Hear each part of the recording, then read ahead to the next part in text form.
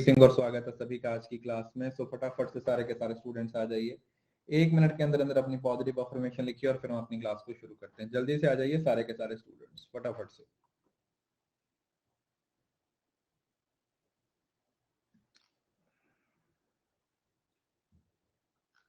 Good evening जी, good evening, good evening सभी को, good evening.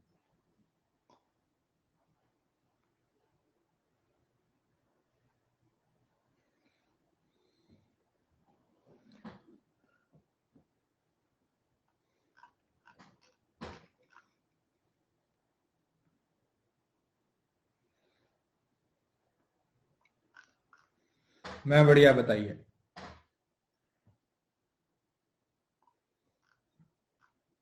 जी जी नमस्ते, राम राम, राधे राधे, जय जनेन्द्र।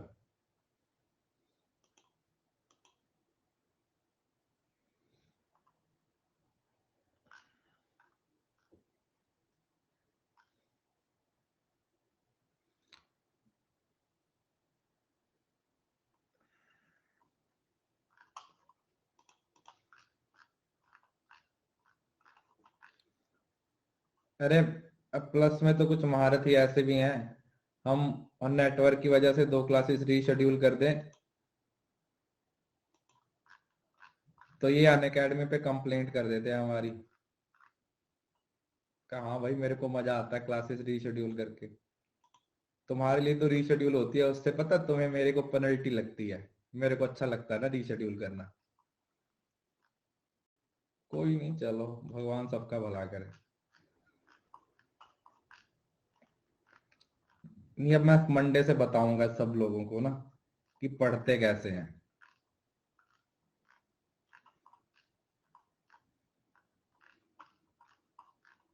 अब मैं तुम्हें बताऊंगा, तुम्हारा आज बस थोड़ा रिलैक्स वाला दिन है। मंडे से मैं तुम्हें बताऊंगा कि पढ़ाई होती कैसे है।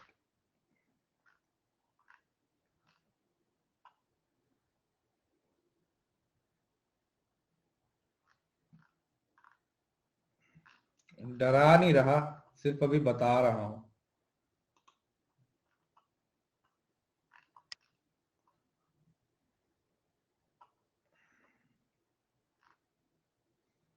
चेतावनी। मैंने आपको एक दिन पहले भी बताया था ना, एक जिस दिन मैंने आप एक क्लास ली थी उस दिन भी आप लोगों को ये बताया था ना कि लोग सब्सक्रिप्शन लेके ना, मतलब सब्सक्राइब किया, yes you have all the rights, but उसको ना मतलब एक अलग ही दुनिया में पहुंचना शुरू कर देते हैं। उनको लगता है कि बस टीचर भी हमने खरीद लिया, अनअकैडमी भी हमने खरीद ली, जैसा हम चाहेंगे वैसे सारी चीजें चलेंगी, है ना। उनके दिमाग में ऐसी थिंकिंग डेवलप हो जाती है। उनके दिमाग में ऐसी चीजें फिट हो जाती हैं कि भाई बस हमने 10,000 रुपए दिए हैं, हमने 12,000 रुपए दिए हैं, तो ये सर जी भी हमारे हिसाब से चलेंगे, अनअकैडमी भी हमारे हिसाब से चलेगी, और हमने सब्सक्रिप्शन नहीं, हमने तो जेआरएफ ही खरीदा है। कहा ठीक है भाई, कोई नहीं, तुम अपनी जिंदगी में आगे बढ़ो, हम तो चाहते हैं। चलिए टॉपिक शुरू करते हैं।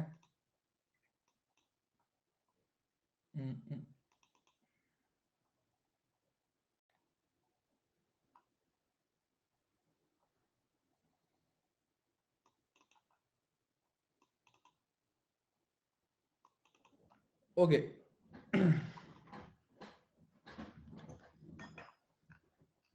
अब अपलोड हो जाए, ठीक है। 1 मिनट लग रहा है इसको अपलोड होने में। क्या हुआ, एरर क्यों आ गया, एक सेकेंड।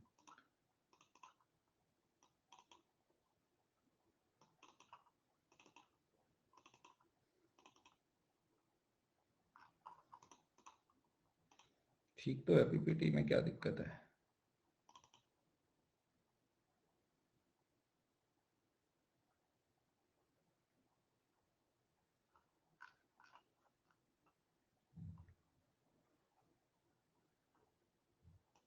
भाई हो जाए अपलोड। 0%। अब क्या हो गया।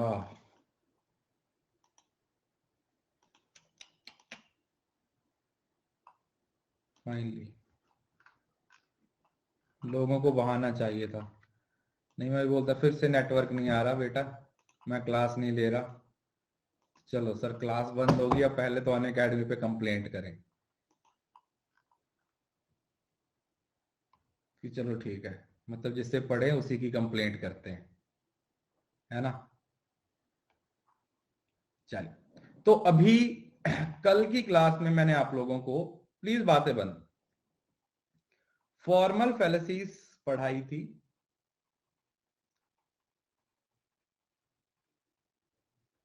फॉर्मल फैलेसी जिसमें आप लोगों को वही 7 से 8 के करीब रूल्स थे।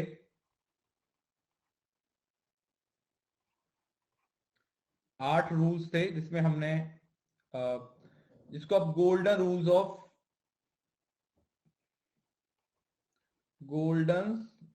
ऑफ सिलॉजिज्म का नाम दे देते हो। वी कॉल इट कि ये गोल्डन रूल्स हैं हमारे किसके, सिलॉजिज्म के। ठीक है, golden rules of syllogism, syllogism के गोल्डन रूल्स हैं। तो इसके अंदर वही थी कि मतलब आप ये मानो कि फॉर्मल का मतलब वो वाली फैलेसी जो स्ट्रक्चर की फैलेसी होती है।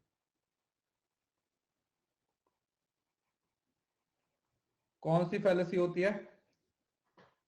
स्ट्रक्चर की फैलेसी होती है। स्ट्रक्चर की फैलेसी का मतलब क्या हुआ कि आपका जो पीपीसी है ना, उसमें कोई प्रॉब्लम होगी।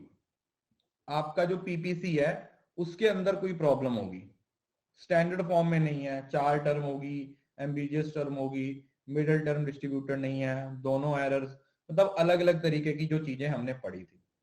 तो फैलेसी का सिंपल मतलब क्या होता है कि कोई भी डिफेक्ट हो सकता है। फैलेसी का मतलब फॉल्स, समथिंग, एरर।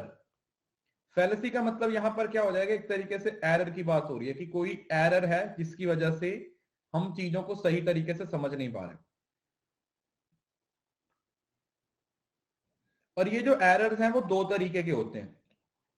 एक फॉर्मल है, जब आर्ग्यूमेंट की फॉर्म में एरर है, जो अभी आप लोगों को पढ़ाया था, जो हम पढ़ चुके हैं ना, स्ट्रक्चर के एरर्स, वो एरर।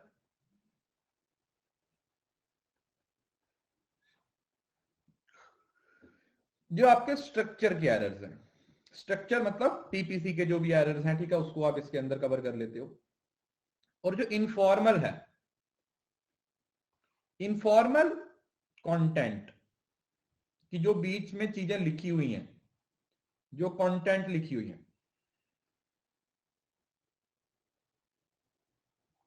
कंटेंट, कंटेंट का मतलब जो उस आर्ग्यूमेंट के अंदर बातें लिखी हुई हैं उसको, उसके बीच में कोई प्रॉब्लम है, ठीक है, तो वो वाली चीज। जैसे आप इसको ऐसा समझ सकते हो कि जो फॉर्मल फैलेसीज हैं वो आप लोगों की स्ट्रक्चर के साथ रिलेटेड होती हैं। मतलब फॉर्मल का मतलब फॉर्म हो जाएगा, है ना। फॉर्म मतलब फॉर्मल स्ट्रक्चर की बात हो रही है, और इनफॉर्मल में कंटेंट की बात हो रही है।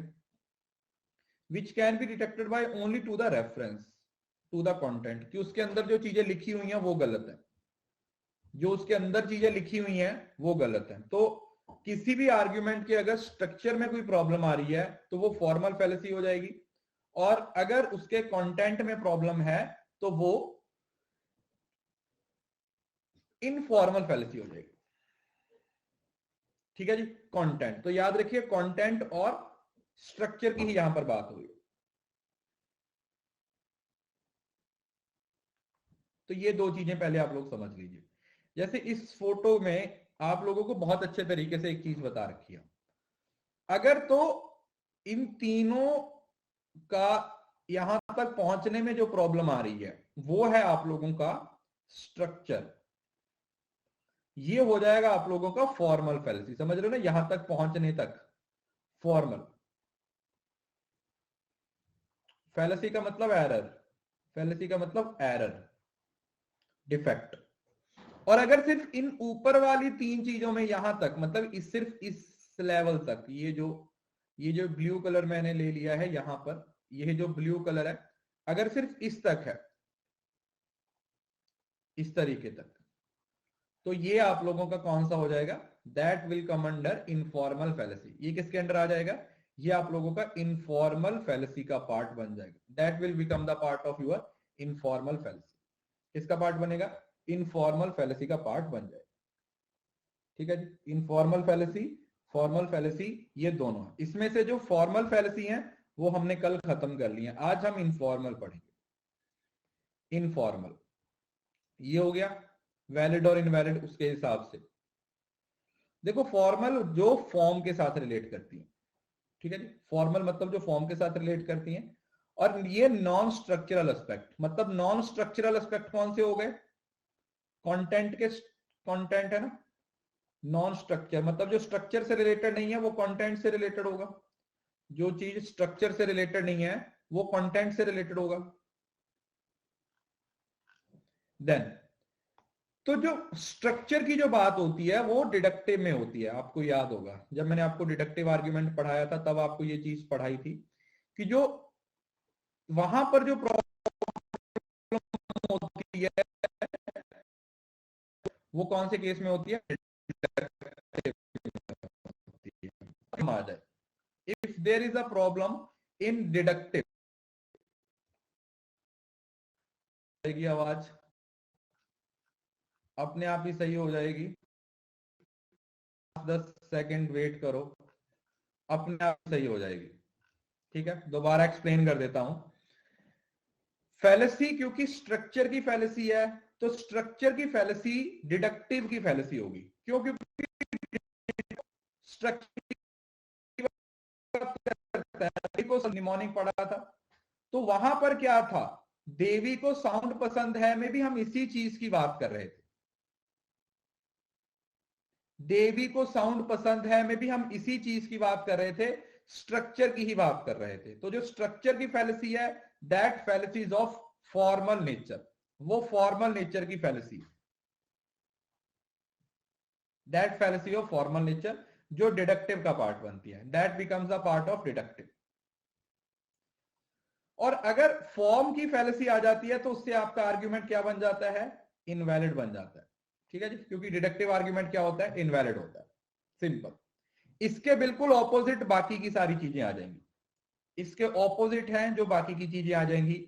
जैसे इनफॉर्मल में इंडक्टिव आ जाएगा, मोस्टली इंडक्टिव यूज होता है और कभी कभी डिडक्टिव में भी यूज हो जाता है। मतलब मोस्टली जो इनफॉर्मल फैलेसीज होती हैं वो इंडक्टिव आर्ग्यूमेंट की ही फैलेसी होती है, आपने ये याद रखना है, क्योंकि इंडक्टिव में कंटेंट पे फोकस किया जाता है ना, इंडक्टिव में कंटेंट पे फोकस किया जाता है, पॉसिबिलिटी पे फोकस किया जाता है।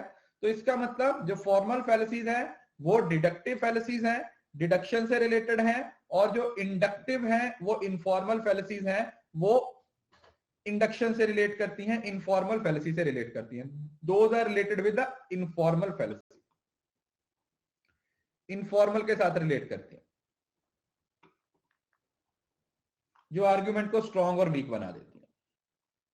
राइट, इसमें यह बताया है कि ये आप लोगों को 99% इंडक्शन में मिलेंगी, कभी कभी 1% के केस में डिडक्टिव आ जाती है। बस आप लोगों ने यही याद रखना कि इंडक्टिव में इनफॉर्मल फैलेसी आती है, इनफॉर्मल फैलेसी इंडक्टिव में आती है क्योंकि इंडक्टिव में ही कंटेंट की बात की जाती है। राइट, अब ये आप लोगों को बता दिया फॉर्मल फैलेसी जो फॉर्म के साथ रिलेट करती है, जो स्ट्रक्चर के साथ रिलेट करती है। ये हमने कल 8 तरीके की फैलेसी पढ़ी थी, illicit minor, illicit major, existential, exclusive fallacy, fallacy of four term, fallacy of ambiguous middle. ये सारी फैलेसीज हमने कल की क्लास में पढ़ ली थी। तो जिन बच्चों ने उस क्लास को नहीं देखा है सो बी श्योर कि आप उस क्लास को जरूर से देख लें। ठीक है, जिन बच्चों ने उस क्लास को नहीं देखा है वो प्लीज उस क्लास को जरूर से देख लीजिएगा, क्योंकि उसके अंदर ये सारी चीजों को मैंने डिटेल में पढ़ा दी। अब हमें इनफॉर्मल फैलेसी को समझना। अब देखो इनफॉर्मल में हमारे पास जो फैलेसीज आएंगी ना, अब इसमें 2 से 3 चीजें हैं।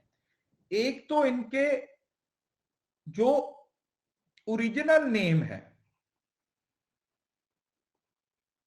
वो आप लोगों ने साइड पे फैलेसी के जब नोट्स बनाएंगे तो गोल चक्कर में लिख लेने हैं। ठीक है, हर फैलेसी के जो ओरिजिनल नेम है ना उसको एक गोल चक्कर मार के लिख लेना है, ठीक है। मतलब क्यों? क्योंकि वो उनके लैटिन या कुछ और अलग नाम है जो कि पेपर में पूछे जाते हैं। अभी रिसेंट हमने ये ट्रेंड देखा है कि पूछे गए हैं, ये रिसेंट ट्रेंड में देखा गया है कि आप लोगों को फैलेसी की जो जनरल टर्म में चीजें पूछी जाती हैं वो तो पूछी जाएंगी ही जाएंगी, उसके साथ जो चीजें इन अदर लैंग्वेज में है, दूसरी भाषा में है, जो ओरिजिनल नाम है वो भी आपसे पूछा जाता है।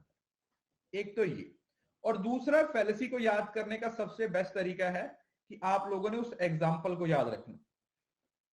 और यहां पर मैं आपको बहुत सारे निमोनिक्स भी पढ़ाऊंगा। तो इन सारी चीजों पे आप लोगों को क्या करना है? फोकस करना है। You need to focus on these things. आप इन चीजों पे फोकस करोगे तो आप लोगों को ये सारी फैलेसीज है वो अच्छे से याद हो जाएंगी।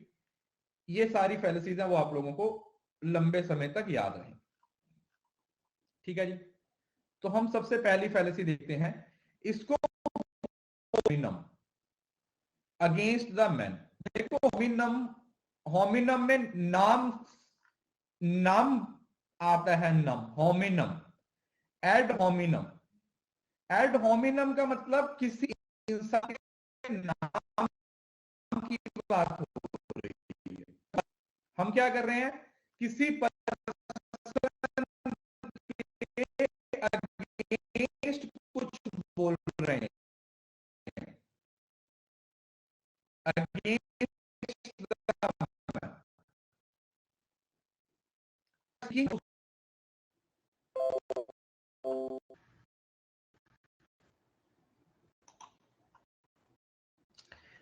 Against the against the man मतलब क्या हुआ कि हम किसी पर्सन पे अटैक करते हैं।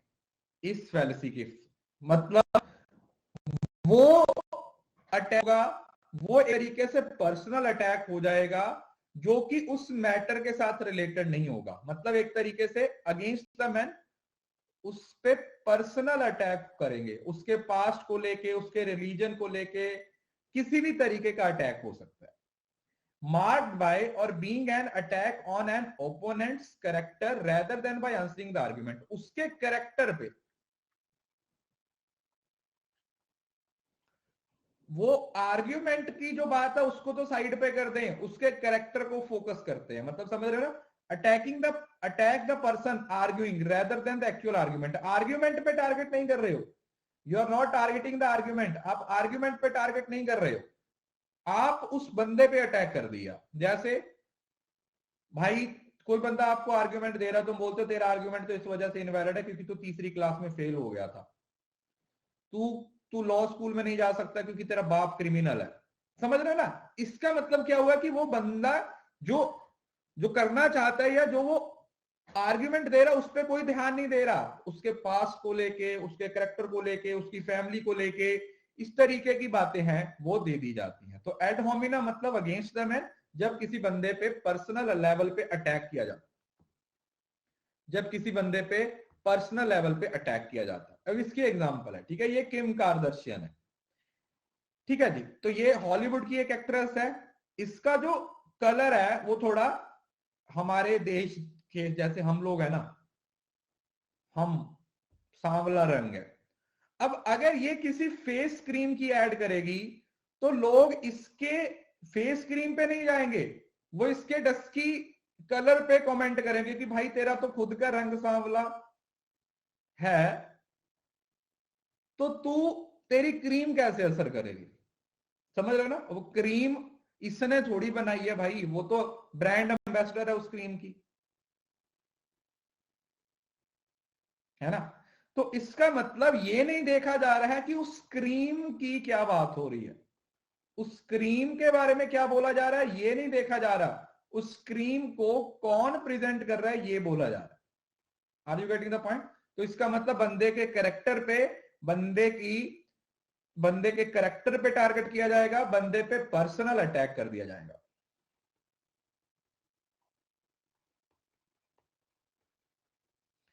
बंदे पे पर्सनल अटैक कर दिया जाएगा, है ना?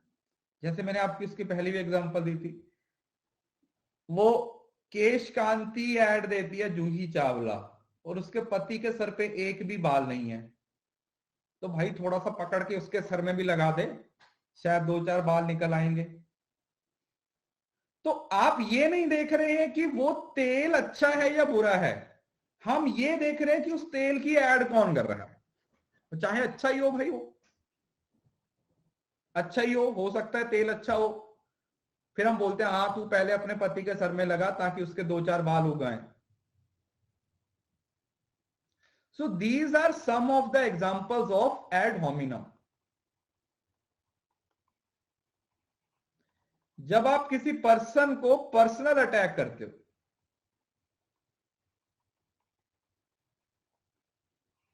रेदर देन उसके आर्ग्यूमेंट। समझ आया? Is it clear? ओके। उसके बाद आता है स्ट्रॉमैन। वो एड होमिनम में आप किसी पर्सन पे पर्सनल अटैक करते हो, स्ट्रॉमैन में किसी पर्सन की पोजीशन पे अटैक कर देते हो, मतलब उसकी पोजीशन ऐसी शो कर देते हो कि वो आपसे एकदम से नीचे चला जाता है। मतलब समझ रहे हो ना, उस पे पर्सनल, वो जिस पोजीशन, उसकी पोजीशन को एकदम से नीचे गिरा देते हो। ये ना आप लोगों ने डिबेट में देखा हुआ अक्सर, एक अनवांटेड सा आर्गुमेंट ऐड करके आप किसी पर्सन की पोजीशन को चेंज कर देते हो। क्या करते हो? किसी पर्सन की पोजीशन को चेंज कर देते हो। Someone attack position opponent that does not hold, जो उसके पास नहीं, के अंदर उसको घुसा देते हो। पॉलिटिक्स में ये चीज ज्यादा देखने को मिलती है। You you see these things in the politics. Politics में ये चीजें हैं वो ज्यादा देखने को मिलती हैं। अब देखो, instead of contending with the actual argument, he or she instead attack the equivalent of lifeless bundles of straw। समझ रहे हो ना, एक तरीके से स्ट्रॉ से अटैक कर दिया, मतलब उसकी पोजीशन पे अटैक कर दिया जिसके बारे में उसने सोचा भी नहीं था कि भाई ऐसा भी कुछ हो सकता है। जैसे ये देखो, ignore a person actual position, जो बंदे की एक्चुअल पोजीशन है उसको साइड पे कर दिया जाता है और सब्स्टिट्यूट कर देते हो आप उसको एक डिस्टॉर्टेड, एग्जिगरेटेड और miss interpreted version of the position. जैसे यहां पर एक बहुत सिंपल सी बात है, ये बंदा एक लेक्चर दे रहा है, ये बंदा लेक्चर में क्या बोल रहा है, the school lunch budget must be examine to cut out the waste. तो वो बोलते हैं कि जो स्कूल के बच्चों को लंच दिया जाता है उस पर ध्यान देना चाहिए ताकि वेस्टेज कम हो। और यहाँ पे एक नीचे ये बुड्ढी बैठी हुई थी मोटी सी, ये बोली कि ये तो हमारे बच्चों को भूखा मारना चाहता है, जबकि वो तो कुछ और बोल रहा है। तो उसकी जो एक्चुअल पोजीशन है उसको साइड पे करके एक और आर्ग्यूमेंट घुसा दिया जाता है और लोगों को ऐसा लगता है कि ये ऐसा हो। तो इसको बोला जाता है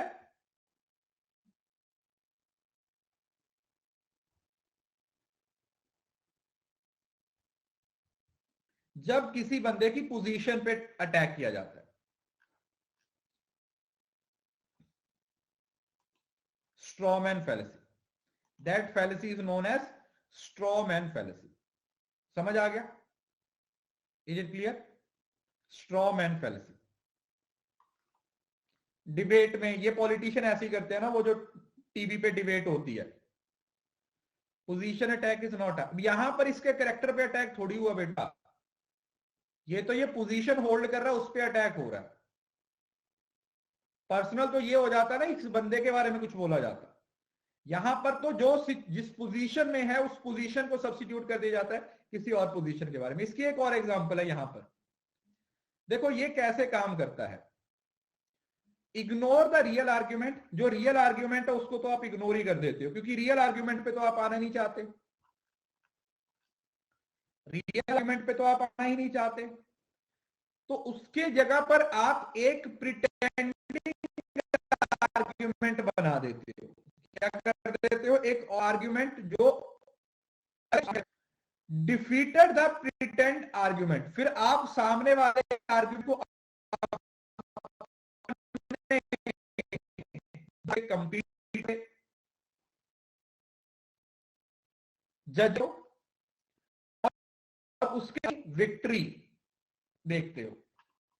एक सेकंड,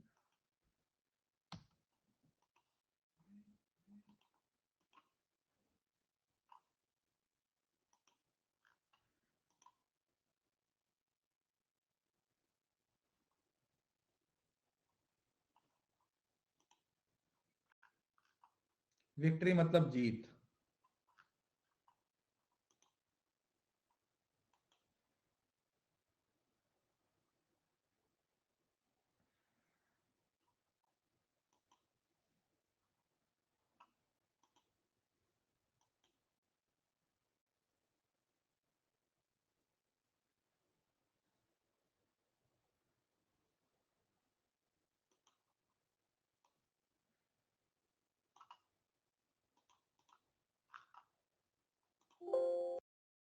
तो मैंने आपको एक चीज दिखाता हूं, देखो एक चीज दिखाता हूं, कुछ लोगों को ये चीज देखने की जरूरत है।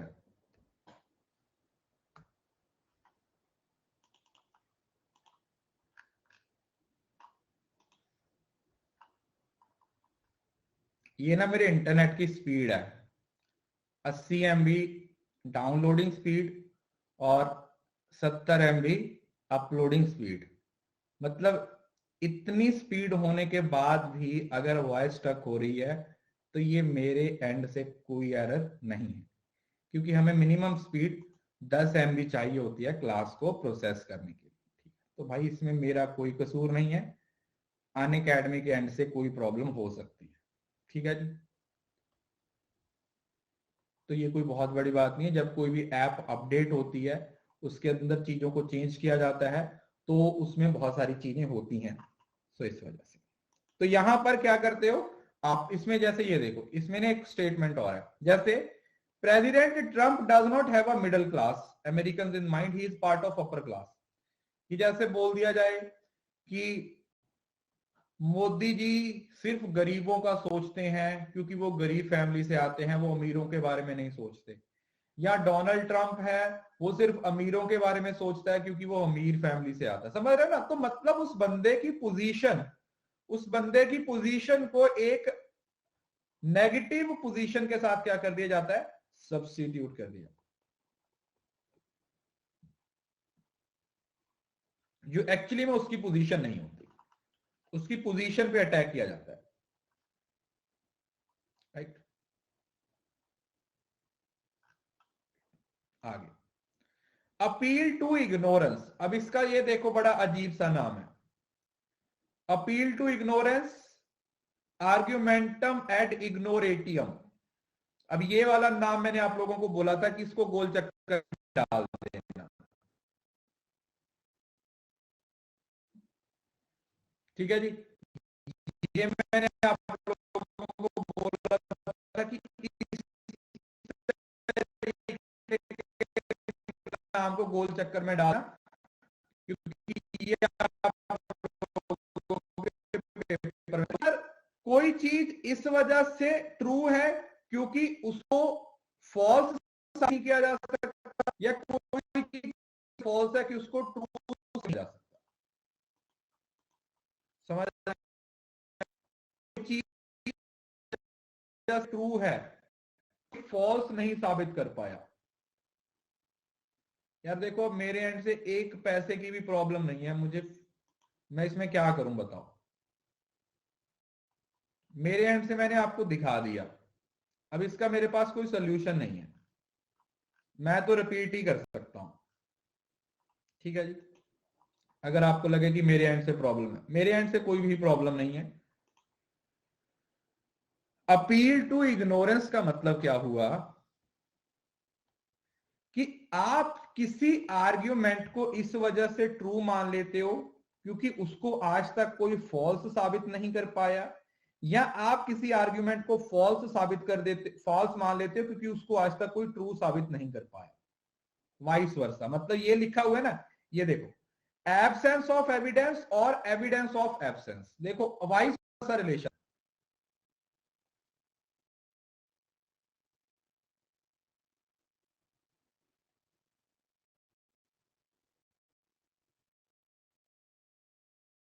Absence of evidence is equal to evidence of absence. एक तरीके से इंडक्टिव रीजनिंग वाला कंसेप्ट यहां पर चल जाता है। इंडक्टिव रीजनिंग वाला कंसेप्ट है, यहां पर आप लोगों को देखने को मिलता है। अब इसकी मैं आपको एक एग्जांपल बताता हूं। इसकी हमारे पास एक एग्जांपल है जो आप लोगों को ज्यादा अच्छे तरीके से समझ आएगी। समझ आया? पहले तो कोई चीज आप गलत साबित नहीं कर पाए इस वजह से वो सही है, और कोई चीज आप सही साबित नहीं कर पाए हो वो इस वजह से गलत है।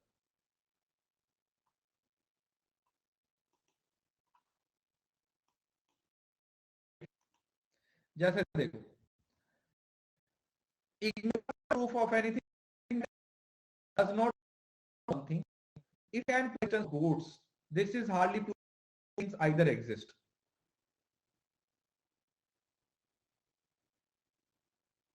देखो भाई, मेरे एंड से कोई प्रॉब्लम नहीं है, मैंने आपको बता दिया, मेरे एंड से अभी भी कोई भी प्रॉब्लम नहीं, मेरा इंटरनेट एकदम से ठीक चल रहा है। 12 बजे तक बार बार रिपीट करना पड़े, मैं तो इसको चलाते रहूंगा।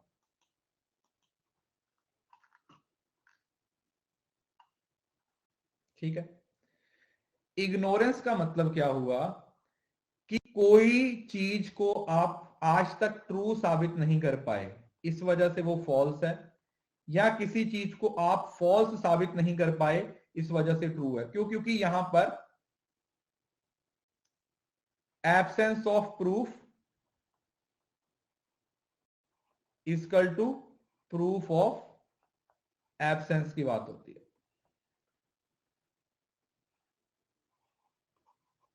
एब्सेंस ऑफ प्रूफ और प्रूफ ऑफ एब्सेंस की बात हो रही है। जैसे देखो एग्जांपल क्या है, people have been praying God for years, no one can prove he does not exist so there is exist. कि आज तक कोई भी दुनिया में यह साबित नहीं कर पाया कि भगवान नहीं है, इस वजह से लोग मानते हैं कि भगवान है। या आज तक कोई ये नहीं साबित कर पाया कि भूत होते हैं, इस वजह से भूत नहीं होते। सिंपल लॉजिक समझ में आया? इग्नोरेंस का मतलब यही हुआ कि कोई चीज इस वजह से सच है क्योंकि उसे कोई झूठ साबित नहीं कर पाया, या कोई चीज इस वजह से झूठ है क्योंकि उसे कोई सच साबित नहीं कर पाया।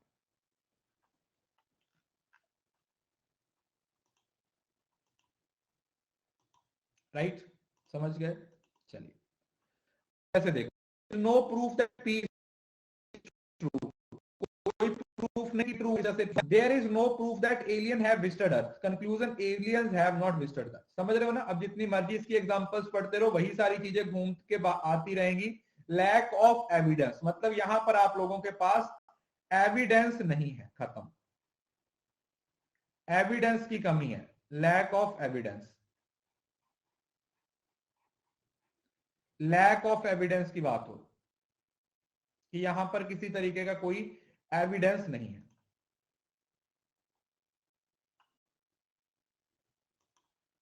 राइट? उसके बाद एक ऐसी आया जिसके काफी सारे, जिसको फाल्स डायमा भी बोला जाए, फाल्स डाइकोटोमी भी बोला जाता है, ब्लैक एंड व्हाइट फैलेसी बोला जाता है, ईदर और फैलेसी बोला जाता है, और बाइफर्केशन फैलेसी बोला जाता है। ये सिर्फ दो चीजों पर फोकस कर देते, बाकी सारी ऑप्शन को हम मानना बंद कर देते हैं।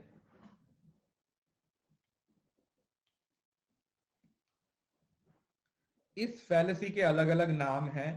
पहला नाम है ब्लैक एंड व्हाइट फैलेसी, दूसरा है आइदर और फैलेसी, तीसरा है डाइकोटोमस फैलेसी, चौथा है बाइफर्केशन फैलेसी। इसके अंदर हम अपनी थिंकिंग को सिर्फ दो ऑप्शन तक लिमिटेड कर देते हैं। थिंकिंग को लिमिटेड कर देते हैं टू ऑप्शंस तक। उसके बाद कोई ऑप्शन है वो हमें नजर ही नहीं आती, हमें लगता है कि बस सिर्फ दो ही ऑप्शंस हैं और इन दो ऑप्शंस पे ही हमें फोकस करना चाहिए।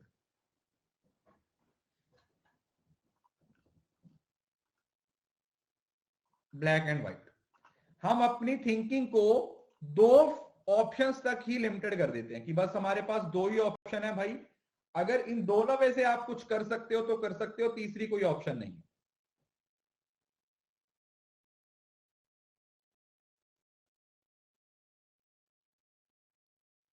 The line of reasoning the option to they are in fact more than two, but actually में हम दो पे ही फंस जाते हैं। Both things together they do not together, दोनों एक ही टाइम पे नहीं आ सकती। मतलब हम किसी एक पर्टिकुलर सिचुएशन है, ये एक सिचुएशन है, वैसे इसकी 5 ऑप्शंस मौजूद हैं, बट आप इस फैलेसी में आके 2 ऑप्शंस से बाहर सोच ही नहीं पाते।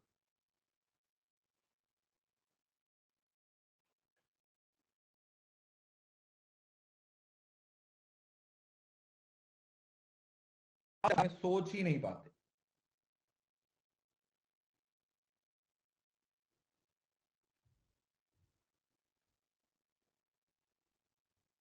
ठीक है जी, you are stuck between 2 options only.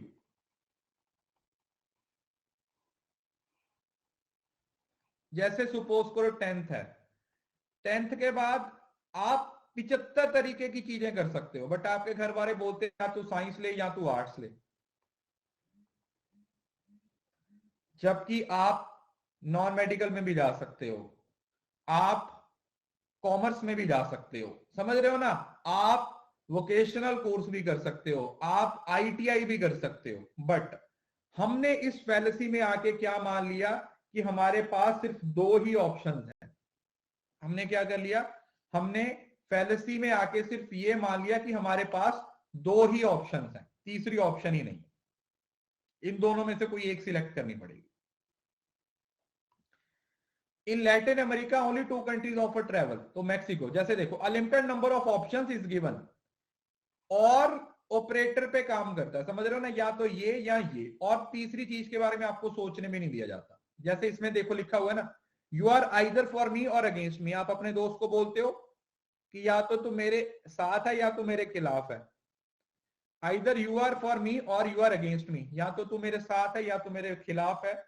Love it और leave it, if you ain't a gator you are gator bait, this is not true. मतलब समझ रहे हो ना, 2 ही चीजों की बात हो रही कि या तो तू मेरे साथ है या तो मेरे खिलाफ है, बात खत्म। सो ब्लैक और व्हाइट, दिस और दैट, दिस और दैट, तू मेरा दोस्त है या तू मेरा दुश्मन है, और कुछ नहीं है। अगर तू मेरा दोस्त नहीं है तो इसका मतलब तू मेरा दुश्मन है, और अगर तू मेरा दुश्मन नहीं है तो इसका मतलब तू मेरा दोस्त है।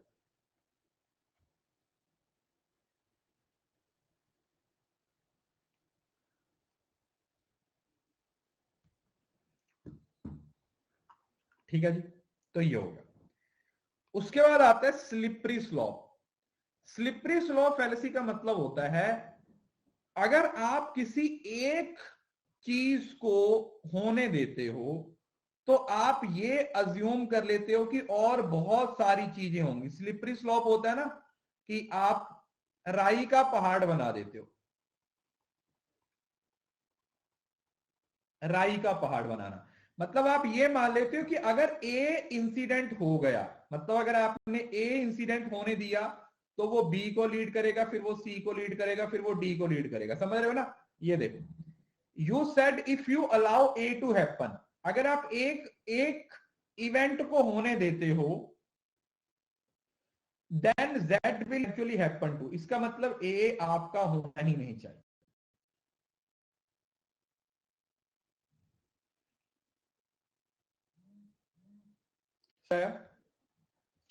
छोटी सी बात का जब आप एक बहुत बहुत बड़ा कंक्लूजन निकाल देते हो, मतलब आप ये मानते हो कि अगर ए इवेंट हो गया तो फिर उससे बी भी होगा, सी भी होगा, डी भी होगा। अब होगा या नहीं है वो अलग बात है, बट आप थिंकिंग में दिमाग में उस चीज को फिक्स कर लेते हो, एक चेन ऑफ सीरीज चलती है।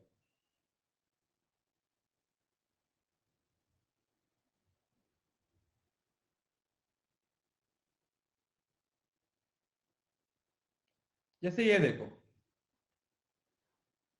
Colin Closet assert that if we allow same sex couple to marry, कि अगर एक ही जेंडर के लोगों को शादी अनुमति दे दी तो दूसरी सिचुएशन पता है क्या होगी, उसके बाद लोग अपने मां बाप से भी शादियां करेंगे, लोग अपनी गाड़ियों से भी शादी करेंगे, लोग अपने बंदरों से भी शादी करेंगे। समझ रहे हो ना? तो अनवांटेड इवेंट्स आप क्रिएट करते हो कि ऐसा होगा, तो कहीं ना कहीं पहला इवेंट है, जो पहला इवेंट है उसके साथ आप और बहुत सारे अनवांटेड कंसेप्ट को ऐड कर देते हो। जैसे मैं अक्सर इसके बारे में एग्जांपल देता हूं कि जैसे एक पेन है ना, बोलता है कि आपके पास पेन है, अगर इस पेन की कैप खो गई तो आप लिख नहीं पाओगे, अगर आप लिख नहीं पाओगे तो आप फेल हो जाओगे, अगर आप फेल हो जाओगे तो आपको जॉब नहीं मिलेगी, आपको जॉब नहीं मिलेगी तो आपके पास पैसा नहीं होगा, आपके पास पैसा नहीं होगा तो आपको टेंशन होगी, जब आपको टेंशन होगी तो उससे आपको एंजाइटी होगी, जब आपकी एंजाइटी होगी तो वो डिप्रेशन में चली जाएगी, जब आप डिप्रेशन में चले जाओगे तो आप उस चीज को बर्दाश्त नहीं कर पाओगे और डिप्रेशन में आके आप पंखे से लटक जाओगे और मर जाओगे। इस वजह से प्लीज अपने पेन की कैप को कभी मत खोइए। समझ रहे हो ना? So this is the slippery slope. एक ऐसा साइकिल आप क्रिएट कर देते हो जो है ही नहीं, एक ऐसी सिचुएशन आप क्रिएट कर देते हो जो एक्चुअली में है ही नहीं। ठीक है जी?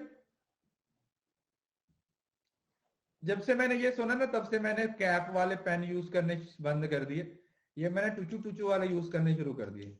ये टुचू टुचू वाले है ना, ये तो क्या ही होगा, ये टुचू टुचू वाले सही है।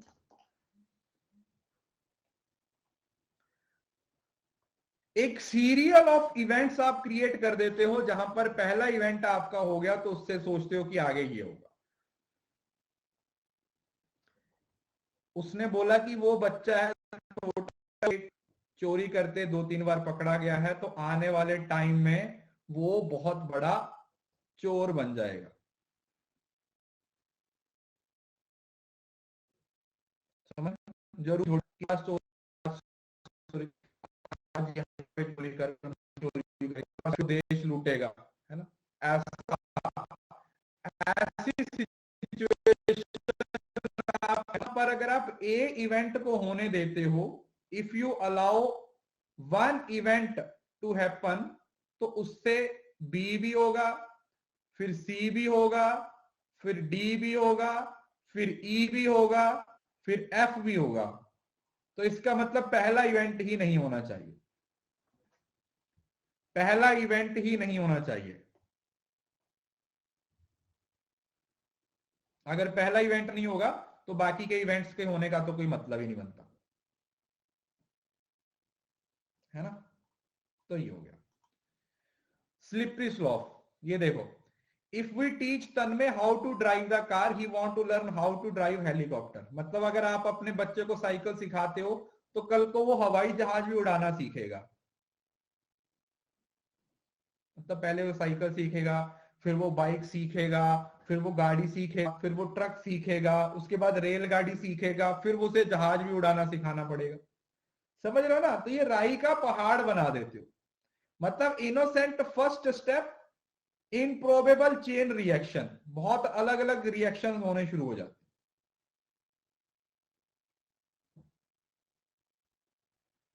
है ना? जैसे आप ऐसे क्रिएट कर देते हो, जैसे आप कहीं जॉब इंटरव्यू में गए, आप फॉर्म फिल करने लगे, बट आपका जो पेन है वो खराब हो गया या खो गया, तो आप एक लड़की के पास गए, आपने उसे बोला कि मुझे पेन दे दो, उसने आपको पेन दे दिया, आपने फॉर्म फिल कर दी, ये बात यहीं पे खत्म होगी। बट इसको वो कैसे खींचेंगे कि पहले ये लड़की के पास गया, उसने इसको पेन दिया, फिर इसने इसको देखा, फिर इसने स्माइल पास करी, फिर ये उसको बोलेगा कि आप मेरा कॉन्टेक्ट नंबर ले लो, फिर ये मैसेज करेंगे, फिर ये व्हाट्सएप पे बात करेंगे, ये फिर फोन पे कॉल करेंगे, फिर ये मिलेंगे, फिर इनकी शादी होगी, फिर ये भाग जाएंगे। समझ रहे हो ना? So this is something slippery slope fallacy.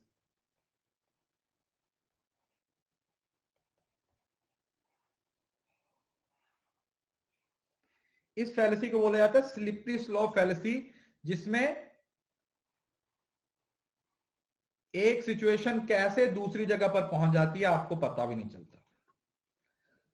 Circular argument, इसके ये पेपर में पूछा गया था। इसके देखो 3-4 नाम है, circular argument, petition Principe, assuming the initial, bagging the question. इसमें ना आप घूम फिर के वहीं पे आ जाते हो जहां से आप शुरू हुए थे। आप घूमते रहते हो, कोई किसी कंक्लूजन पे नहीं पहुंचते, प्रीमाइस से कंक्लूजन और फिर कंक्लूजन से प्रीमाइस, समझ रहे हो ना? आप घूमते रहते हो, गोल गोल घूमते रहते हो। क्या करते हो? आप गोल गोल घूमते रहते हो। जैसे आपसे पूछा कि आपका घर कहाँ पे है, बोलोगे मंदिर के सामने। मंदिर कहाँ है? घर के सामने। आप उससे बाहर, आप उससे बाहर निकलोगे। जैसे वो क्वेश्चन है ना, पहले अगर आप बोलोगे कि मुर्गी आई थी, तो आप पूछोगे कि मुर्गी कैसे आई थी? अंडे से होगी। जब ये बोलोगे कि अंडा पहले आया, तो फिर आपसे पूछा जाएगा कि अंडा कहां से आया? मुर्गी ने दिया होगा। तो जैसे मुर्गी और अंडे की एग्जांपल का कभी कोई सोल्यूशन नहीं मिलता कि पहले मुर्गी आया था, घूमता रहेगा मुर्गी से अंडे से मुर्गी तक, उसी तरीके से घूमते रहोगे तो कोई कंक्लूजन नहीं निकलता।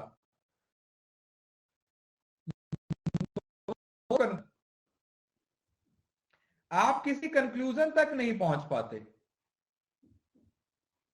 आप किसी कंक्लूजन तक पहुंच ही नहीं पाते। आप किसी कंक्लूजन तक पहुंच ही नहीं पाते, आप घूमते ही रहते हो। फिर इस अंडे वाली बात का किसी ने आंसर दिया। किसी ने पूछा बंदे से कि पहले मुर्गी आई थी या अंडा आया? बोला देखो, पहले आई थी दारू, फिर आया था भुजिया, फिर आई थी मुर्गी, और लास्ट में आया था अंडा। उसने बात ही खत्म कर दी। वो अपने हिसाब से बता रहा है, में बैठा हुआ था। तो आप एक चीज से घूम के फिर से वहीं पे पहुंच जाओगे। जैसे ये देखो, गॉड एग्जिस्ट करता है क्योंकि ये बाइबल बोलती है, बाइबल ये बोलती है क्योंकि ये गॉड के शब्द है, समझ रहे हो ना? इसको पढ़ो, घूम फिर के आप वहीं पे आ जाओ। जैसे मैं तुम्हें बोल दूं कि तुम्हारे पास दिमाग है क्योंकि तुम्हारा दिमाग ये कह रहा है कि तुम दिमाग है, किसी जगह पहुंचोगे ही नहीं तुम, क्योंकि दिमाग है। ये कह कौन रहा है? दिमाग ही कह रहा है। तो तीसरा तो है ही नहीं बीच में कुछ। दिमाग है नहीं है, वहीं पे घूम रहे हो आप दोनों में। आप कुछ समझ ही नहीं पा रहे हो। अच्छा, दिमाग ये कह रहा है कि मैं दिमाग, समझ रहे हो? जैसे आपको बोल दिया जाए कि हाँ, आपको क्यों लगता है कि आप ब्यूटीफुल हो? मतलब मैंने अपने आप को शीशे में देखा, इस वजह से मैं खुद को कहती हूं कि मैं ब्यूटीफुल हूं। वही तो, अपने आप ही। कोई दूसरा कहे तो मान लेते हैं, खुद को beautiful. So this is something, आप प्रीमाइस से शुरू करोगे तो कंक्लूजन पे आ जाओगे, और फिर उसी कंक्लूजन से दोबारा प्रीमाइस पे चले जाओगे। तो ओरिजिनल प्रीमाइस और ओरिजिनल कंक्लूजन के बीच में आप ढिंचिका करते रहोगे। आप किसी पर्टिकुलर फाइनल सोल्यूशन पे नहीं पहुंच पाओगे। तो आप सर्कुलर फैलेसी का मतलब गोल गोल घूमते ही रहोगे। आप लगातार गोल गोल गोल गोल गोल गोल गोल गोल घूमते ही रहोगे। ठीक है? तो ये होती है आपकी एम्बिगिटी, होता है इसको बैगिंग द क्वेश्चन भी बोला जाता है। नॉन रिस्पॉन्सिवनेस, रीस्टेटिंग द, उसी चीज को आप रीस्टेट कर रहे हो, बार बार उसी चीज को रीस्टेट किया जा रहा है। समझ ना? तो so circular reasoning turns the question around without answering is, मतलब वो क्लियर ही नहीं हो पा रहा, अनक्लियर है, बार बार घूम के उसी जगह पे आ रहे हो। प्रीमाइस से कंक्लूजन, कंक्लूजन से प्रीमाइस पे आके आप फिर से खत्म कर रहे हो। ठीक है जी? अब 3-4 एग्जांपल दे दिए, तो मुझे लगता है कि आप लोगों के दिमाग में ये बैठ गई। उसके बाद आते हैं हेस्टी जनरलाइजेशन। हेस्टी जनरलाइजेशन का मतलब होता है जब आपका जो सैंपल होता है ना वो एडिक्वेट नहीं होता, और आप जल्दी में कंक्लूजन निकाल देते हो। समझ रहे हो ना? जल्दी में कंक्लूजन निकाल देते हो। जल्दी, हेस्टी का मतलब जल्दी। आपका सैंपल एडिक्वेट नहीं होता, आप स्टीरियोटाइप ओवर स्टेटमेंट की बात कर रहे हो।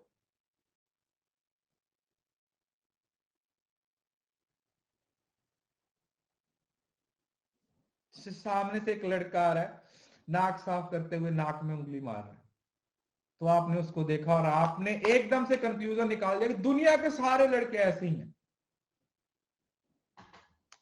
छी छी छी छी। मैं सिर्फ बता रहा हूं, एग्जाम्पल समझा रहा हूं कि आप क्या करते हो। आप किसी एडिक्वेट सैंपल को ना इस्तेमाल करके कंक्लूजन निकाल देते, अजम्पशंस बना देते। ये देखो लिखा हुआ है ना, इलिसिट अजम्पशंस हो जाती हैं, स्टीरियोटाइप बना दिया जाता है, अनवारंटेड कंक्लूजन हो जाते हैं, ओवरस्टेट हो जाती है या एग्जेजरेशन।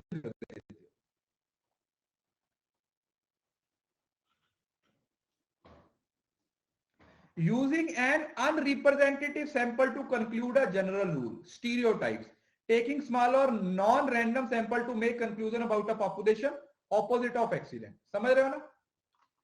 अब इसकी एग्जांपल क्या है, ये देखो, that monkey stole my banana therefore all monkeys are thief। एक बंदर आपका बनाना चोरी करके ले गया, तो आपने क्या बोला कि सारे दुनिया के बंदर चोर हैं।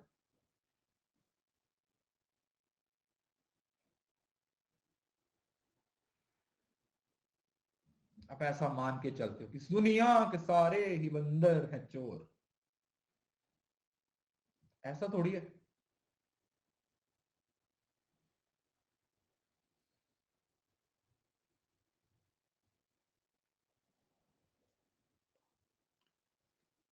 Some teenager in our community recently vandalized the park downtown। किसी 4 बच्चों ने किसी को पीट दिया तो बोल दिया कि सारी जनरेशन ही खराब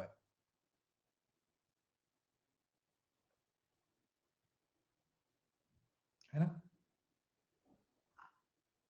बिल्कुल, एक ही गलती पे आप, मतलब आपका जो सैंपल है ना, वो आपकी पॉपुलेशन को रिप्रेजेंट नहीं कर रहा।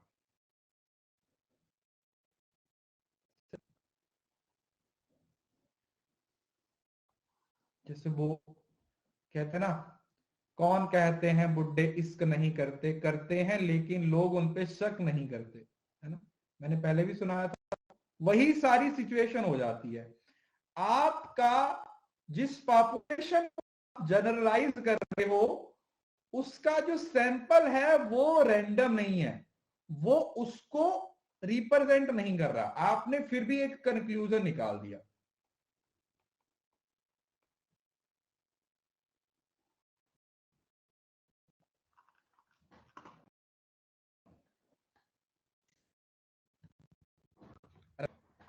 होते हैं हेस्टी जनरलाइजेशन, जब आप विदाउट कोई सैंपल उठाए आप उसका कंक्लूजन निकालते। अब देखो, माई roommate said his philosophy class was hard and I am the one I am is in is hard, so all philosophy classes. जैसे आपको मैथ डिफिकल्ट लगता है, आपकी सहेली को भी मैथ डिफिकल्ट लगता है, तो आप क्या बोलते हो कि दुनिया के सारे ही बच्चों को मैथ डिफिकल्ट सा लगता है।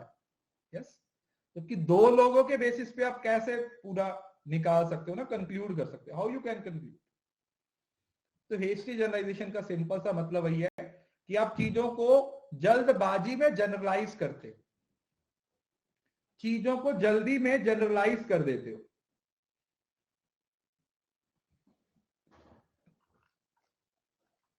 ठीक है जी, इस वजह से आगे रेड हीरिंग, इग्नोरेशियो इलेंची, जब आप डिस्ट्रैक्शन क्रिएट करते हो, डिस्ट्रैक्ट करते हो,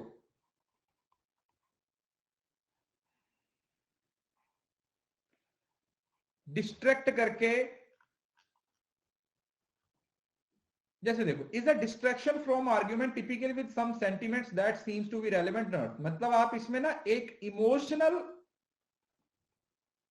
एलिमेंट ऐड कर देते हो रेड हीरिंग में। मतलब समझ रहे हो ना, मेन आर्ग्यूमेंट को निकाल के आप एक इमोशनल अटैचमेंट वाला आर्ग्यूमेंट डाल देते हो जो कि एक्चुअली में सही नहीं होता, बट वो सही लगता है। This tactic is common when someone does not like the current topic. ये तब होता है जब आपको अभी का टॉपिक पसंद नहीं होता। wants to detour is something else, instead something easier or safe to address।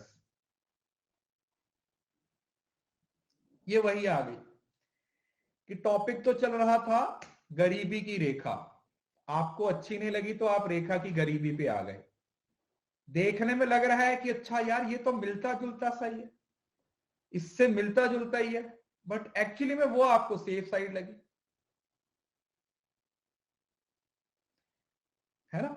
तो ये होता है रेड हीरिंग, मतलब आप रंगे हाथों पकड़े गए हो, लाल हाथ, और आप अब कोई ऐसा इमोशनल आर्ग्यूमेंट ढूंढ रहे हो जो आपको करंट आर्ग्यूमेंट से क्या कर देगा, बचा देगा।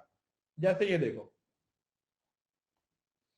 Topic A is under discussion, कोई टॉपिक है ए है जो डिस्कस हो रहा है, आप टॉपिक बी को ऐड कर देते हो जो उससे मिलता जुलता है, देखने में उसके जैसा ही लगता है, और जो टॉपिक ई है वो क्या हो जाता है, वो अबंडेंट हो जाता है, वो खत्म हो जाता है। जैसे आप रात को लेट आए, आप घर पे आए 1 बजे,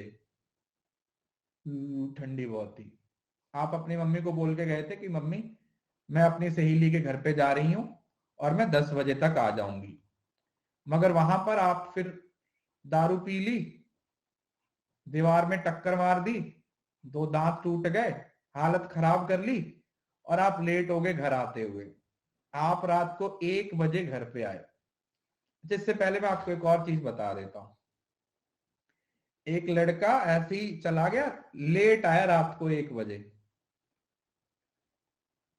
जैसे ही उसने दरवाजा खटखटाया तो उसकी मम्मी आ गई सामने से, तो वो अंदर आ गया। उसकी मम्मी बोली कहां से आ रहा है, बोला मूवी देख के आ रहा हूं। बोली कौन सी मूवी, बोला मां की ममता। बोली रूम में जा, बाप का गुस्सा भी देख ले। तो आप लेट आए, जैसे ही आपकी मम्मी आपसे पूछने लगी कि तू इतनी लेट क्यों हो गई, तो आपने उस बात को निकाल दिया और आप अपनी मम्मी को बोले मम्मी ठंडी लग रही है, मेरे को बहुत कंबल दे दे, मम्मी रजाई दे दो, मेरे को चाय बना दो, तुम्हारी बेटी ठंड से मर जाएगी नहीं तो यहीं पे। तो मम्मी इमोशनल हो गई। मम्मी तो इमोशनल होती है, तो मम्मी के फिर दिमाग से निकल गया कि ये छोरी रात को 1 बजे आ रही है, ये छोरी रात को 12 बजे आ रही है अपनी सहेली के घर से। तो इस तरीके से आप आर्ग्यूमेंट ए को रिप्लेस कर देते हो आर्ग्यूमेंट बी से, जो कि एक इमोशनल एलिमेंट ऐड करता है। इसको बोला जाता है red herring fallacy. Red herring fallacy का नाम इसको दिया जाता है। This fallacy is known as red herring fallacy.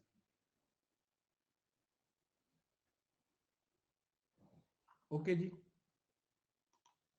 Red herring is emotionally, ये देखो इसमें वर्ड है emotionally, to pull away the participant from the topic on hand. It is irritating because it leaves the opponent completely unable to prove his point. The red herring is basically used to distract the audience, hence lead them astray from the topic and eventually abandon their argument. जैसे ये बताया, the teenager is asked by his parents why she got so late in the previous night. In response to this, the teenager replied, last night was pretty cold. I wondered if my winter is coming. I better go and fetch a sweater before I get sick.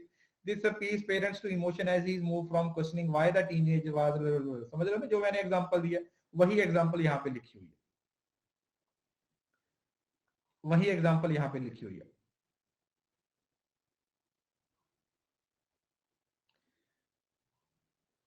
जैसे आपकी mummy आपको बोलती है कि दुनिया में 50 करोड़ बच्चे भूख से मर जाते हैं, खाना खा ले।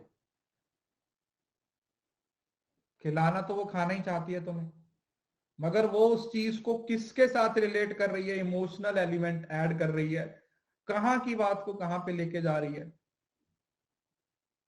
समझ रहे हो। सो this is something that is very important, जो आप लोगों को समझना चाहिए।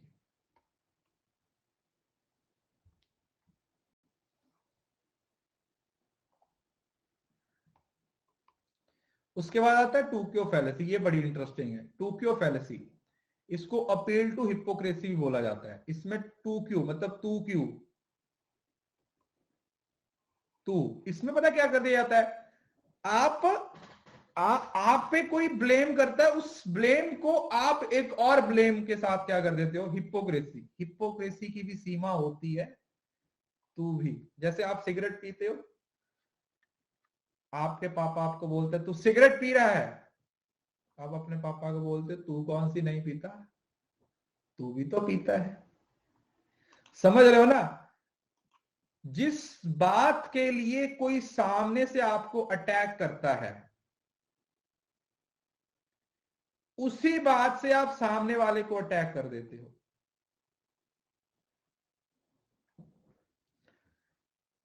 टू क्यों, लैटिन फॉर यूट्यूब।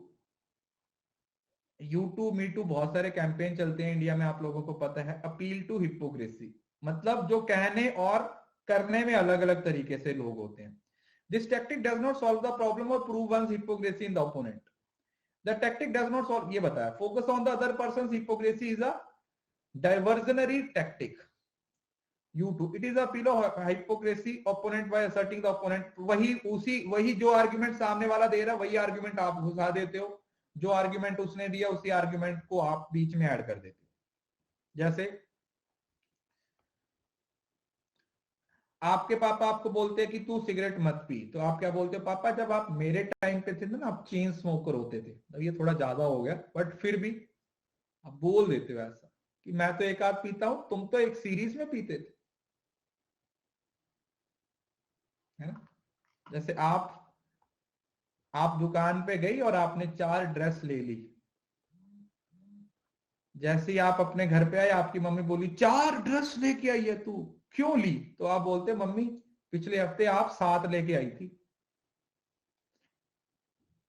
अब मम्मी भी तो फीमेल ही है, मम्मी को भी तो ड्रेस पसंद है, मम्मी को भी कपड़े पसंद है। तो इसका मतलब you answer the criticism with the criticism.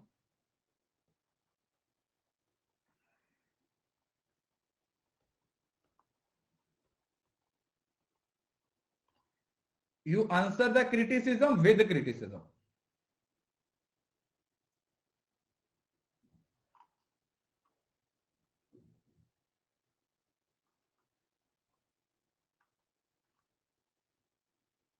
है ना।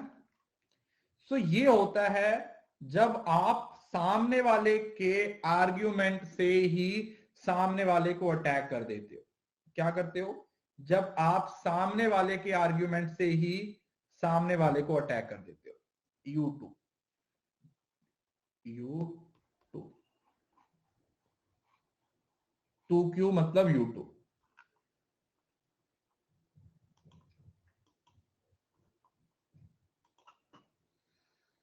The causal fallacy false cause, यहां पर आप इसको गैम्बलर फैलेसी भी बोला जाता है, ओवर सिंप्लीफाइड कॉज भी बोला जाता है।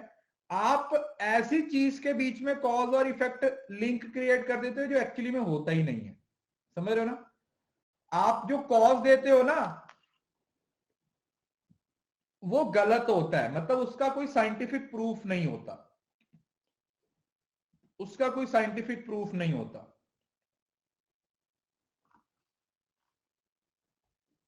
जैसे आप घर पे आए, आपके पहले लंबे लंबे बाल होते थे, लंबे लंबे बाल होते थे, लंबे लंबे बाल होते थे, और फिर एक दिन पता नहीं आपको क्या लगा, आप पार्लर गए और लंबे लंबे बालों को छोटे छोटे छोटे छोटे छोटे छोटे करवा के आ गए। आपकी मम्मी पूछ रही है ये क्या हुआ, तो तुमने बोला मम्मी कुछ नहीं, लंबे बालों की वजह से मेरा दिमाग नहीं चल रहा था, अब मेरा दिमाग चले, क्योंकि बाल छोटे छोटे छोटे छोटे छोटे छोटे हो गए। कोई सेंस है इस बात में, आप ऐसा कॉज दे रहे हो जिसका जो इफेक्ट है वो हो ही नहीं रहा।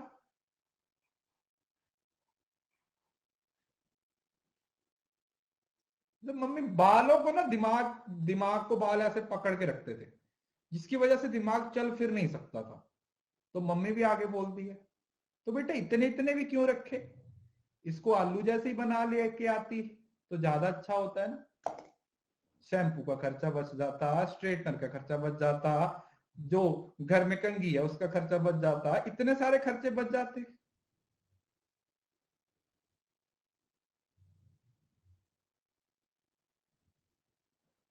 है ना। सो आप यहां पर ऐसा कॉज देते हो जिससे आप जो इफेक्ट क्रिएट करते हो वो एक्चुअली में सही नहीं है।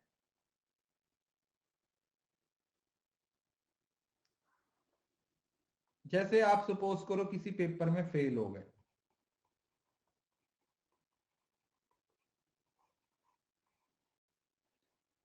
तो आपकी मम्मी ने पूछा तो फेल क्यों हो गया, तो आप बोलते हो मम्मी मेरी राशि तुला है, मास्टर की मकर है, मकर राशि की तुला राशि के साथ बिल्कुल नहीं बनती है, इस वजह से उसने मुझे फेल कर दिया। कोई सेंस है इस बात की? कोई सेंस है इस बात की? नहीं ना।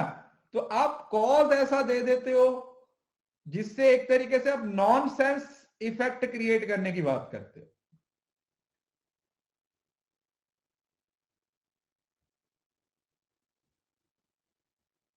नॉन सेंस चीजें क्रिएट करना शुरू कर देते हो, कुछ भी।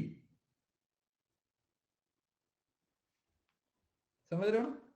तो ये जैसे ये देखो, यही एग्जांपल मैंने दी थी,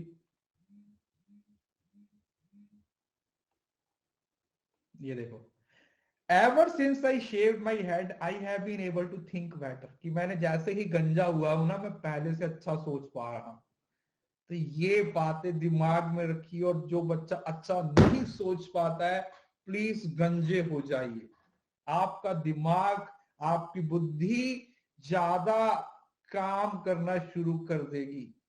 इसके अकॉर्डिंग, मेरे अकॉर्डिंग नहीं, बाद में मुझे मत आके बोलना कि सर हमें गंजा करवा दिया, दिमाग तो पहले से भी कम काम कर रहा है। इसके हिसाब से बोला है, इसके हिसाब से बोला, समझ रहे हो ना? जैसे ये देखो, ये भी बोल रहे हो, या I only fail my logic exam because I am Pisces and my professor is Leo.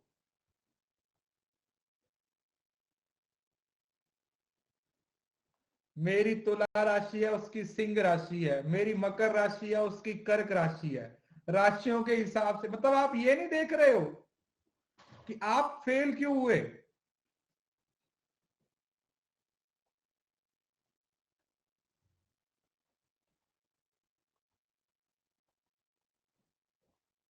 Illogical reasoning reason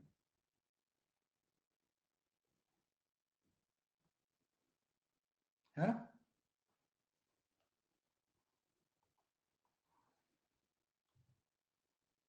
जैसे किसी बच्चे का नाम हार्वेस्ट है, तो इसका मतलब उसके माँ बाप फार्मर्स होंगे, ये कौन सा लॉजिक है ये बताओ। किसी अंग्रेज के बच्चे का नाम हार्वेस्ट है तो मास्टर बोला तुम्हारे माँ बाप फार्मर होंगे, तो ये कौन सा लॉजिक है भाई, ये बताओ तो मेरे को। मतलब तुम्हारा नाम शेर सिंह है तो तुम्हारी फैमिली जंगल में रहती है क्या? लॉजिक तो यही हुआ ना।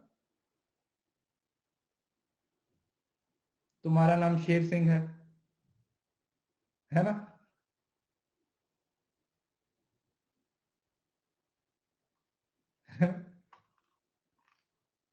तुम्हारा नाम ब्यूटीफुल है तो तुम ब्यूटी पार्लर में पैदा हुई होगी। There is no logic between cause and effect. जो आप कॉज दे रहे हो और जो उसका इफेक्ट हो रहा है उसके बीच में कोई फर्क, लॉजिक ही नहीं है ना।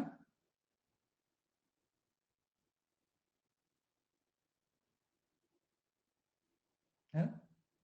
वो छोटा बच्चा था, वो छोटा था बहुत, उससे किसी ने पूछा तेरा नाम क्या है, बोला मेरा नाम लड्डू। बोला अच्छा, बोला तेरी बहन का नाम, बोला मेरी बहन का नाम है रसमलाई। बोला तेरे बाप का नाम, बोला मेरे बाप का नाम रसगुल्ला। बोला तेरी माँ का नाम, बोला गुलाब जामुन। बोला तू पैदा कहाँ पे हुआ, बोला हलवाई की दुकान में। समझ रहे हो ना? So there is no logic at all जहां पर आप किसी कॉज और इफेक्ट को इस तरीके से रिलेट करने की कोशिश करते हो जिसका कोई भी लॉजिक नहीं हो। There is no logic between cause and effect, cause और इफेक्ट के बीच में कोई भी लॉजिक नहीं होता। ठीक है जी। तो ये होती है fallacy. Fallacy of sunk cost.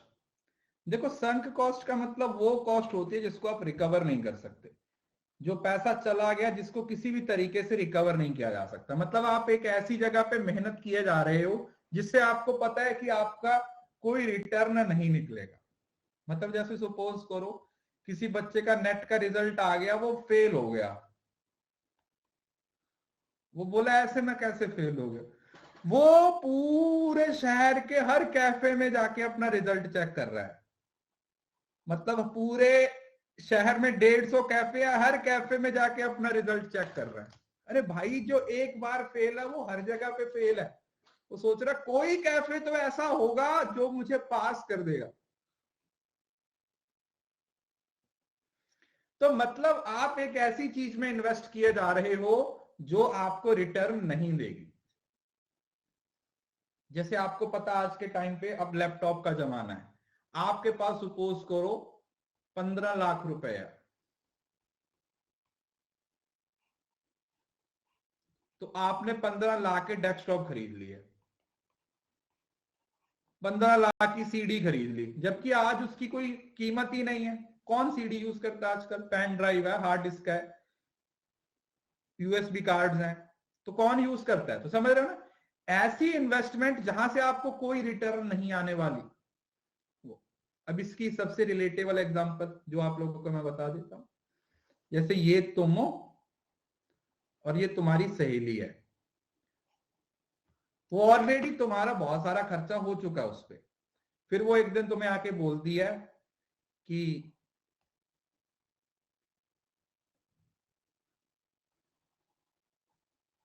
वो तुम्हें मैसेज करती है,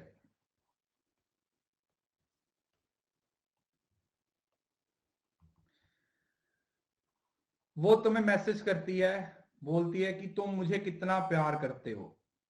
ध्यान से सुन लेना, ये बहुत बहुत अच्छी एग्जांपल है, याद रहेगी लंबे समय तक। तो आप उसे रिप्लाई कर देते हो कि मैं तुम्हें इतना प्यार करता हूं कि मैं अगले जन्म में भी तुमसे ही शादी करूं।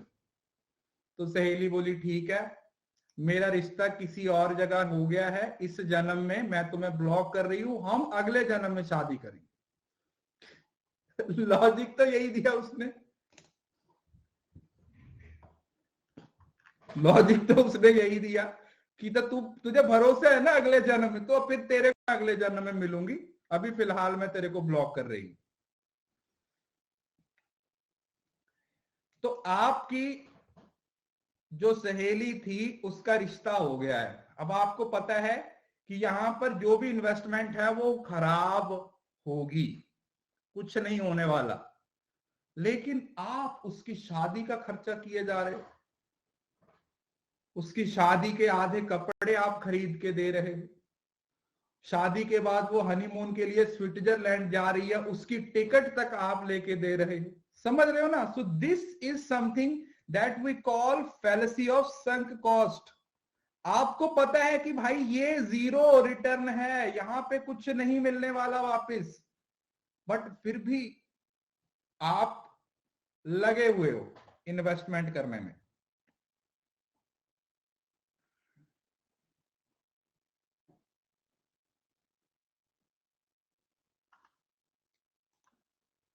जैसे ये देखो, I think I left my bones over here, आप करते हो, I don't think your bone is here, but आप स्टिल लगे हुए हो, बाद में भी आप लगे हो। आई नो, देखो अब ये वाली एग्जांपल बहुत सही है। I think this relationship is not working any more and we are both miserable, no marriage, no kids, no job, but I have been him for 7 years, so better stay with him. बोली ये relation अच्छे से नहीं चल रहा, ना वो काम करता है ना मैं काम करती हूँ, ना शादी हो रही है ना बच्चे हो रहे हैं ना दोनों के पास जॉब है, लेकिन मैं 7 साल से उसके साथ हूं, तो ऐसे ही चलने देती हूँ। तो बहन कुछ और कर ले, या तो खुद जॉब पे लग जा या कोई जॉब वाला ढूंढ ले। समझ रहे हो ना? तो इसेंस यही है कि एक ऐसी जगह पे आप पैसा इन्वेस्ट कर रहे हो जहां से रिटर्न में कुछ भी नहीं मिलने वाला, लेकिन आप इमोशनल भावनाओं में बहके उस चीज में लगे हुए हो। भावनाओं में। लूडो मूवी देखी है सबने? लूडो मूवी देखी है ना, जो उसमें राजकुमार राव का कैरेक्टर है, बिल्कुल उसी तरीके से। उसकी शादी भी हो चुकी है, उसका एक छोटा बच्चा भी है, लेकिन फिर भी भाई का दिल आया हुआ है, तो उसके बाद भी वो उसके लिए सब कुछ करता है। सो this is something emotional trap है यहां पे आपका होता है। A trap which enable an investor to invest more in the sunken cost to earn profit. The sunk cost fallacy is the continued investment in something no longer desired to reconcile the loss of. Starting की initial investment ही recover नहीं कर पा रहे हो आप। जो starting में आपने इन्वेस्टमेंट की वही आप रिकवर नहीं कर पा रहे हो, तो आप और क्या रिकवर कर पाओगे? समझ रहे हो ना? सुरेश, शहरों में बड़े बड़े घंटा घर होते हैं जिसमें बहुत बड़ा टाइम पीस लगा हुआ होता है। लोगों के बारे में बता रहा हूं, लोग कैसे कैसे क्वेश्चन पूछते हैं। तो एक बंदा था ना, वो उस टाइम पीस को ना सही कर रहा था। ऑब्वियसली बात है, नीचे खड़ के थोड़ी करेगा, ऊपर जाएगा, वहां पे उसको सही कर रहा था। तो जैसे ही वो सही करके नीचे नीचे आया, एक बंदा बोला, टाइम पीस सही कर रहे थे, बोला नहीं नहीं यार मेरी नजर कमजोर है, मैं तो टाइम देखने के लिए गया। अरे भाई ऑब्वियसली बात है, अगर वो इतनी दूर गया, वहां पे जाके इतना बड़ा टाइम पीस लगा हुआ है, तो उसको सही करने के लिए गया होगा। कुछ लोग होते सुबह सुबह अपना कुत्ता लेके निकल जाते, फिर लोग क्वेश्चन पूछते रहते क्या हुआ, कुत्ते को घुमा रहे हो? बोले नहीं तो ऊंट है, हाइट छोटी रहेगी थोड़ी सी। अरे भाई तेरे को दिख रहा है कि उसका कुत्ता है, वो घुमा रहा है तो घुमाने देना, तू अपने अलग ही लॉजिक ढूंढ रहा है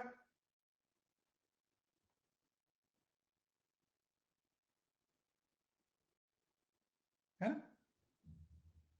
कोई गाड़ी धो रहा है, उसे बोलता है गाड़ी धो रहा है, बोला नहीं नहीं पेट्रोल डाल रहा हूं, आग लगानी है। अरे भाई तेरे सामने वो गाड़ी धो रहा है, मतलब समझ रहे हो ना? सो ये जो फैलेसी है वो संक कॉस्ट वाली फैलेसी, एक ऐसी फैलेसी जो जिसमें आपने इन्वेस्ट तो कर दिया, बट आप उसको रिटर्न नहीं ले पा रहे हो, आप उसको वापस नहीं ले पा रहे, है ना? इसको बोलते हैं sunk cost fallacy. Appeal to authority, चलो इसको कल पढ़ेंगे, ठीक है? कल लास्ट क्लास होगी, कल या परसों। इसका जो वही हमारा एक उसका टॉपिक रह गया आप लोगों का, मीडिएट और इमीडिएट वाला, और मूड्स एंड फिगर, ठीक है? ये टॉपिक, ये यूनिट आपकी मंडे को खत्म हो जाएगी, ये वाली यूनिट आपकी मंडे को खत्म हो जाएगी। तो ये फॉर्मल और इनफॉर्मल फैलेसीज दोनों ही बहुत इंपॉर्टेंट है बेटा, दोनों को ही आप लोगों ने याद रखना है। उम्मीद करता हूं कि आप लोगों को ये सारी चीजें समझ आए। कल तो छुट्टी है यार, कल संडे है, कल छुट्टी करो। कल अगर मूड हुआ तो शाम को यूट्यूब का सेशन ले लेंगे, बट प्लस पे नहीं होगा। आपकी आगे पीछे की जो यूनिट्स पेंडिंग है, नया पुराना जो भी आपका जितना रहता है, आप उसको पढ़ लीजिएगा। हिनाक्षी हो जाएगी, वो क्लास आ जाएगी। और भाई इंटरपोल पे मैसेज करने से पहले मुझे पूछ लिया करो कि क्लास क्यों नहीं हो रही, ठीक है? ऐसे ही ना मुंह उठा के कहीं पे भी मैसेज कर दिया करो, उससे मुझे तो कोई फर्क नहीं पड़ेगा। टीम वाले मुझे बोल देंगे क्या हुआ, मैं बोल दूंगा भाई नेटवर्क नहीं था, बात खत्म। आपका कुछ नहीं होने वाला उससे, समझ रहे हो ना? आप पढ़ने के लिए आए हो, आपको इतना पढ़ा रखा है ना, अगर उतना भी पढ़ लोगे ना, वो भी बहुत है, ठीक है जी? चलिए ठीक है, thank you so much, God bless you. और इसी तरीके से पढ़ते रहिए, इसी तरीके से मेहनत करते रहिए। आई होप कि ये सारी चीजें आपको अच्छे से समझ आई होगी। इन सारी फैलेसी को रिवाइज कर लीजिएगा। फॉर्मल और इनफॉर्मल फैलेसीज दोनों ही बहुत इंपॉर्टेंट हैं, इसको आप जरूर से पढ़ लीजिएगा। अभी स्पेशल क्लासेस इस वजह से अभी मैंने फिलहाल 1-2 दिन तक बंद कर दी थी, क्योंकि कुछ प्लस की क्लासेस को कवर करना जरूरी था।